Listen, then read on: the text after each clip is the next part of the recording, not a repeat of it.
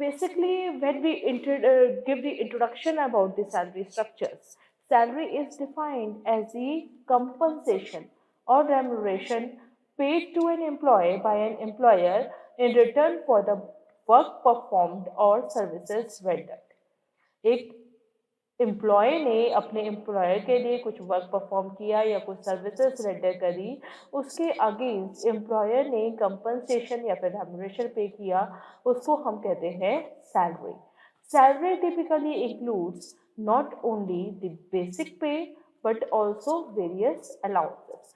Salary में केवल basic pay नहीं आती, but it covers about the allowances also. Various benefits are also covered in it, bonus cover होते हैं, perquisites cover होते हैं इसमें। सो इनको इन सबको होलसम करके, इन सबको कंपोजिट करके we give the total remuneration the term salary.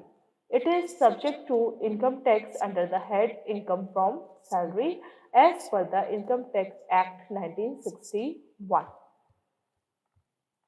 Component of salary is number one, basic salary है हमारे पास।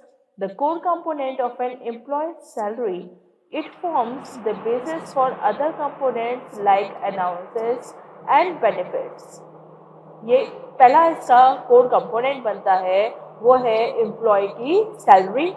ये बेसिस बनते हैं हमारे अदर कंपोनेंट के, लाइक हमारे अलाउंसेस हो गए और बेनिफिट हो गए। अलाउंसेस कौन कौन से हमारे आते हैं? सबसे पहले आता है house rent allowance, HRA, which is given to the employees to meet their rental expenses।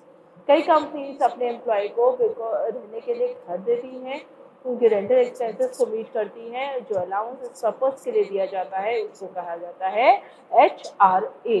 Dearness allowance, DA, a cost of living adjustment allowance paid to employee to contract inflation. Inflation की बात से जो रोज रोज के हमारे खर्चे, महंगाई के कारण खर्चे बढ़ते चलते जा रहे हैं, उसको सब्स्टिट्यूट करने के लिए, उसको सब्सिड करने के लिए जो अलाउंस कंपनी पे करती है उसको कहते हैं dearness allowance. Transport allowance, transport allowance है हमारा which is provided for commuting between home and workplace।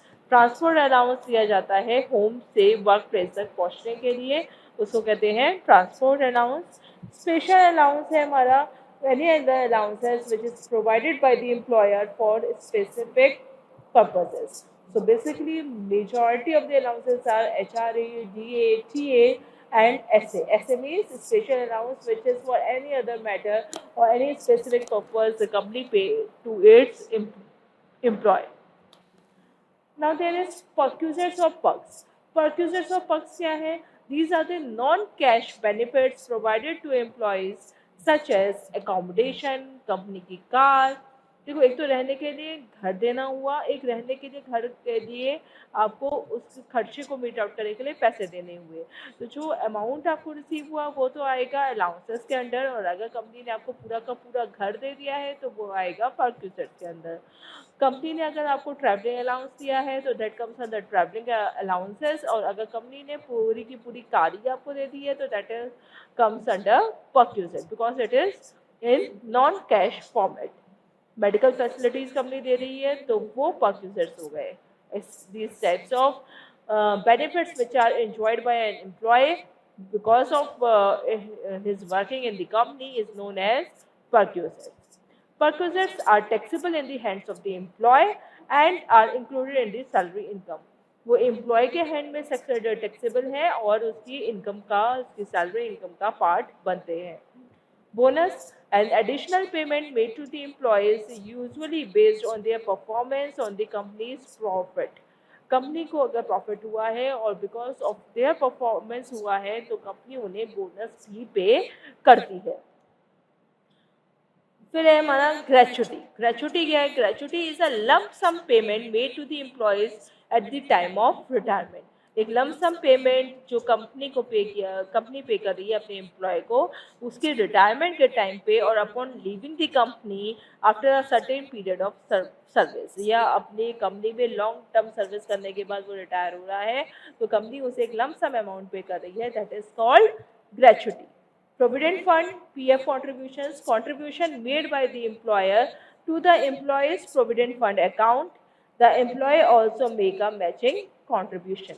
Provident fund account में क्या होता है, एम्प्लॉयर और एम्प्लॉय दोनों ही एक मैचिंग अमाउंट कंट्रीब्यूट करते हैं टुवर्ड्स अ फंड. एक फंड एक्यूमुलेट होता है जिसमें एम्प्लॉय और एम्प्लॉयर दोनों प्रोपोर्शनेटली सिमिलर प्रोपोर्शंस का कंट्रीब्यूशन देते हैं और एक फंड पर जनरेट होता है जिसको एम्प्लॉय जब उसकी मर्जी चाहे तब यूज कर सकता है.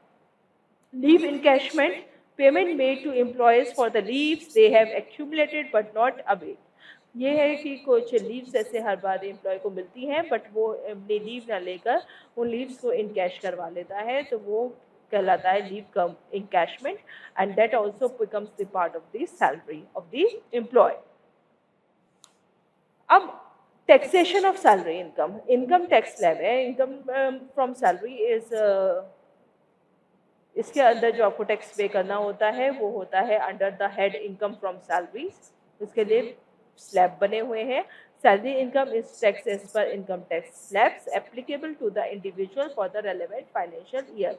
तो हर रेलेवेंट फाइनेंशियल ईयर में जो इससे रिलेटेड नॉर्म्स आए हैं, इससे रिलेटेड स्लैब आया है, as per that slab the income tax has to be paid after certain exemptions and deduction.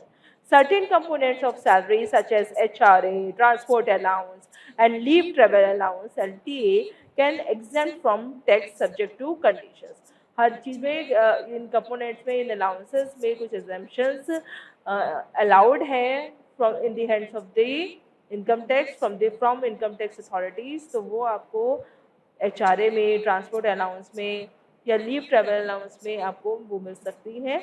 Deductions under section 80C, 80D and other sections of the income tax act can be claim to reduce taxable income. अब आप computation कैसे करते हैं salary income का? The computation of salary income involves aggregating all the components of the salary. पहले तो आप total salary पता कर लीजिए एम्प्लॉय की कितनी है. After adding its basic pay, allowances, perquisites, bonuses, and then applying exemptions and deductions to determine the taxable income. जैसे कि एक simplify example मैं आपको यहाँ दे रही हूँ. For example, basic salary is 6 lakh. Basic salary कितनी है? 6 lakh है.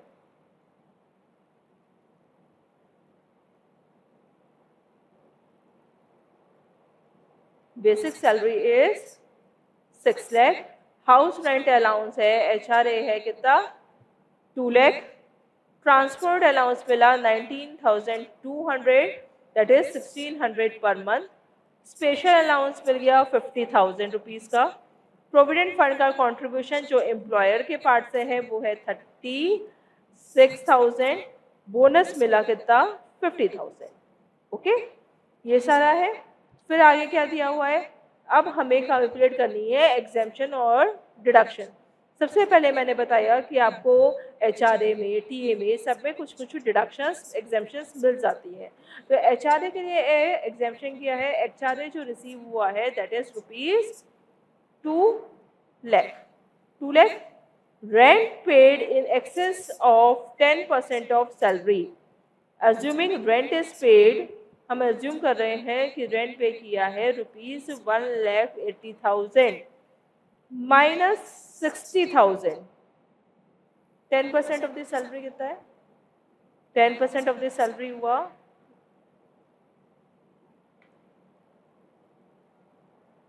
इसका 10% हुआ आपका 60,000.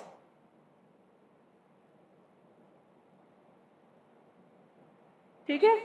और हमने ये माना है, यहाँ पे एज्यूम किया है because actual information is not provided कि actual rent paid by the employee कितना है.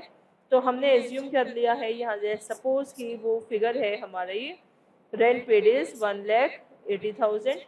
1,80,000 में से 60,000 से जितना भी एक्सेस है, ठीक है, 50% of salary assuming metro city. अगर वो मेट्रो सिटी में रह रहा है तो हमने एज्यूम कर लिया कि उसकी salary 50% of the salary that is 3 lakh rupees. और लीस्ट ऑफ द अबव, इनमें से जो भी लीस्ट होगा. देखो actual HRA received, actual HRA receive with आपको छूट कितने अमाउंट की मिलेगी? Actual HRA receive is 2 lakh. हमने माना rent paid in excess of 10% of salary.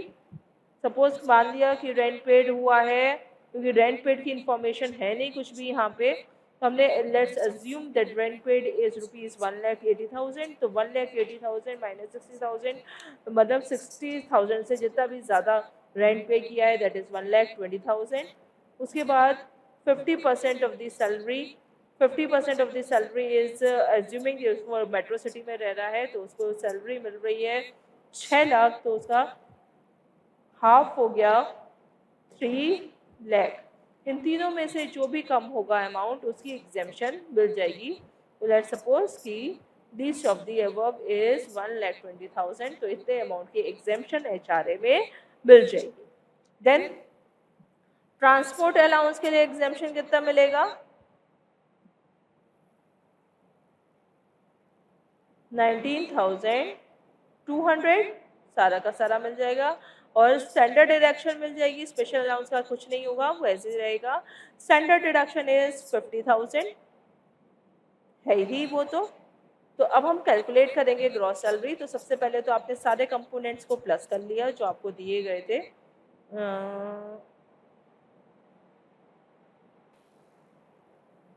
हाँ, so this figure comes as 9,19,200 non 8 lakh।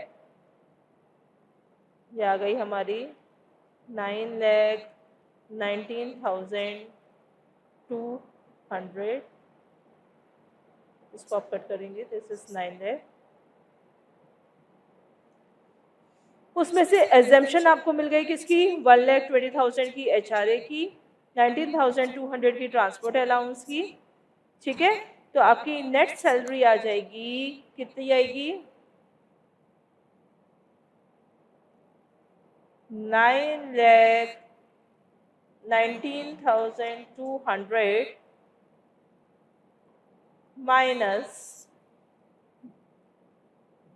1,20,000 minus 19,200, that comes as 7,80,000। ये हमारी figure I 7,80,000। Really sorry for this calculation mistake. उसमें से अब हम स्टैंडर्ड डिडक्शन को माइनस कर लेंगे। 7,80,000 माइनस 50,000, तो ये हमारी फिगर आएगी 7,30,000। 7,30,000 is the taxable salary. So to sum up, इस तरीके से हम अपनी टैक्सेबल सैलरी को कंप्यूट करते हैं। Salary in India encompasses the total remuneration received by an employee, including basic pay, allowances, perquisites, bonuses, and other benefits. The tax liability of salary income is determined by the income tax slabs and applicable exemptions and deductions. अगर आपको इसकी detail चाहिए कि HRA की deduction कैसे हुई, TA की कितनी हुई, LA की कैसी हुई, कैसे हुई, ग्रॉस सैलरी और इसमें टैक्स कंप्यूट कैसे होता है, तो that is a part of income tax computation. जब हम स्टडी करते हैं about income from salaries, income tax computation under the head income from salaries, तब ये मिलता है। उसके रिगार्डिंग आपको इनकम टैक्स के वीडियोस देखने पड़ेंगे। Proper planning and understanding of the salary components can help in efficient tax management and compliance. यहाँ मैंने केवल टैक्स के पॉइंट ऑफ व्यू से बताया है। सो टैक्स के व्यू पॉइंट से इतना जानना आपके लिए ज़रूरी है कि कैसे इन सारे अलाउंसेस में आपको टैक्स का एडवांटेज मिल सकता है, आप एग्जेम्पशंस कैसे ले सकते हैं और अपनी टैक्स लायबिलिटी को कैसे मिनिमाइज कर सकते हैं। ठीक है, अब it is very important to understand the salary structures. Understanding salary structures is crucial for several reasons, both from an employee's and an employer's perspective. कुछ पॉइंट्स इसके मैं आपके लिए हाईलाइट कर रही हूँ क्यों ज़रूरी है। सबसे पहले, it is beneficial for financial planning and budgeting. Personal budget बनाने के लिए employees can plan there monthly and annual budgets more effectively when they understand their salary structure. Knowing the exact take home pay deductions and bonus allows for better financial management. किस form में वो bonuses ले, किस form में वो allowances ले, so that कि वो बाद में उससे टैक्स एडवांटेज ले पाएँ और अपनी टेक होम सैलरी को वो इंक्रीज कर पाएँ। Savings and investment, clear knowledge of salary components like basic salary, bonuses, and allowances help in planning savings and investments. Employee can allocate funds for long-term goals like buying a house, children education, and retirement. इन छोटी छोटी चीज़ से ना बूंद बूंद से ही सागर भरता है। तो थोड़ा थोड़ा अगर हम अमाउंट सेव करते हैं, अपनी सैलरी को सेव कर पाते हैं, टैक्स के एडवांटेज से अपनी सैलरी से सेव कर पाते हैं, उससे ही हम अपने bigger long term life goals को अचीव कर सकते हैं, like purchasing of a house, our children's education and retirement. Tax saving हो जाती है इससे। Understanding various components of the salary can help employees maximise tax exemptions and deductions. For instance, knowledge about HRA, LTA, and other allowances can help in optimizing of the tax liability. Compliance है इसमें। accurate knowledge of salary structure ensures compliance with tax regulations. Employees can avoid penalties and interest due to under-reporting or non-reporting of taxable income. अपने taxable income को हम सही से बता पाते हैं, उसके डिफरेंट हेड्स के बारे में आपको प्रॉपर नॉलेज होती है और आप कभी भी रिपोर्टिंग या अनरिपोर्टिंग के चक्कर में, नॉन रिपोर्टिंग या पेनल्टीज के चक्कर में कभी भी बाय इनकम टैक्स अथॉरिटीज आप कभी भी पेनल्टीज आपके ऊपर चार्ज नहीं होगी। It helps in employee benefits and perks. Utilizing benefits, many salary structures include benefits such as health insurance, travel allowances, and meal coupons. Understanding these help employees make the most of the available perks. सारे available perks का advantage employ ले सकता है और अपनी take home salary को वो increase कर सकते हैं। Negotiating better packages, knowledge of salary structure components can empower employees during salary negotiations. आपको सैलरी स्ट्रक्चर पूरा पता होगा, कंपोनेंट्स पता होंगे, तो आपको सैलरी नेगोशिएट कर सकते हैं और ज़्यादा बेटर वे में कर सकते हैं अपने एम्प्लॉयर के साथ। They can advocate for better allowances, bonuses और अदर बेनिफिट्स। ये करियर प्रोग्रेशन में और जॉब सेटिस्फेक्शन में भी हेल्प करता है। Clarity on the growth है। Transparent salary structure gives employees a clear understanding of their growth path within the organization. It helps them see how their salary will progress with promotions and additional responsibilities. कि salary धीरे धीरे promotions के साथ साथ कैसे बढ़ रही है और आपकी एडिशनल रिस्पॉन्सिबिलिटीज के साथ साथ सैलरी कैसे ग्रो कर रही है, आप उससे अपनी सैलरी स्ट्रक्चर से अपनी ग्रोथ को अलाइन कर सकते हैं। Job satisfaction, when employees understand their salary structure and see a clear linkage between their performance and compensation, it leads to a higher job satisfaction and motivation.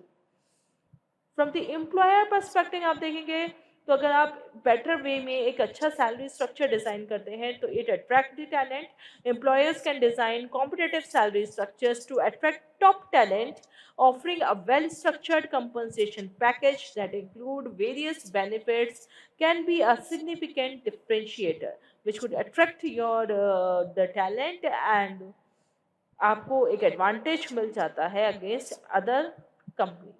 Employee retention. Transparent and fair salary structures contribute to higher employee retention. Employees are more likely to stay with an organization that offers clear and fair compensation. Employee भी उसी organisation में retain करना चाहते हैं, वही retain करते हैं जहाँ का जो सैलरी स्ट्रक्चर है वो ट्रांसपेरेंट हो और फेयर हो, वहीं पे एक एम्प्लॉय भी स्टे करता है। Legal compliance, employees Employers must ensure that their salary structures comply with labor laws and tax regulations. जो भी उनका salary structure है वो labor law और tax regulations के according होना चाहिए. This includes adherence to minimum wage laws, provident fund contributions and other statutory requirements. अब आप अंडरस्टैंड कर सकते हैं अबाउट अलाउंसेस और deduction. Allowance optimization employees can better utilize allowances such as HRA, transport allowance and medical reimbursements when they understand how these components are structured and taxed. अगर आप better understanding of allowances और deductions आप पहले कभी कर सकते हैं जब आपको नॉलेज हो कि कौन कौन से टाइप के अलाउंसेस मिलते हैं और उसमें किस किस तरीके से आप टैक्स का बेनिफिट ले सकते हैं. डिडक्शन मैनेजमेंट आना चाहिए आपको. That is awareness of the deductions like provident fund, professional tax and income tax help employees manage their finances better and plan for net income. इस सब से आपका रिजल्ट क्या निकलता है? It helps in maximising the take home salary. Salary की restructuring हो जाती है. Employees can negotiate with their employers to restructure their salary components to maximize take home pay. For example, opting for higher allowances that have tax exemptions or deductions. आप ऐसे allowances को मांग सकते हैं, आप ऐसे अलाउंसेस के में से कह सकते हैं अपने एम्प्लॉयर को देने के लिए जिसमें मैक्सिमम टैक्स एग्जेम्पशंस हों. Effective use of benefits. Proper understanding enables employees to use benefits like meal vouchers, health insurance, and retirement benefits effectively, contributing to overall financial well-being. इससे आपको मिलते हैं एक यू कर पाते हैं आप वो है informed decision making. Job offers. When evaluating job offers, understanding the detailed salary structure help employees make informed decisions. आपके पास अगर एक से ज़्यादा कंपनी में जॉब ऑफर्स हैं तो आप अपने सैलरी स्ट्रक्चर को डीपली एनालाइज कर अपने बेनिफिट को समझकर आप डिसीजन ले सकते हैं दैट कि आपको कौन सी ऑर्गेनाइजेशन में काम करने से ज़्यादा एडवांटेज मिल रही है. They can compare offers not just based on gross salary but on the entire compensation package. केवल बेसिक पे को या लम सम अलाउंस को आप ना देखते हुए उसके थ्रू आप डिसाइड ना करते हुए you can decide it decide on the basis of the wholesome compensation package, which helps you in taking the right career moves. Employees can plan career moves more effectively when they understand how different roles and industries structure their compensation packages. So, in summary, the understanding of the salary structures is essential for effective financial planning, tax optimization, and maximizing employee benefits. It empowers employees to make informed decisions regarding their careers and finances while enabling employers to attract and retain top talent through the competitive and transparent compensation packages. Both parties benefit from a clear understanding of the components and implication of the salary structure. Thank you. That's all on this topic. I hope this lecture was fruitful for you. I make you understand the concept. If you have any queries, do contact me on the contact information provided. Thank you. Thank you all.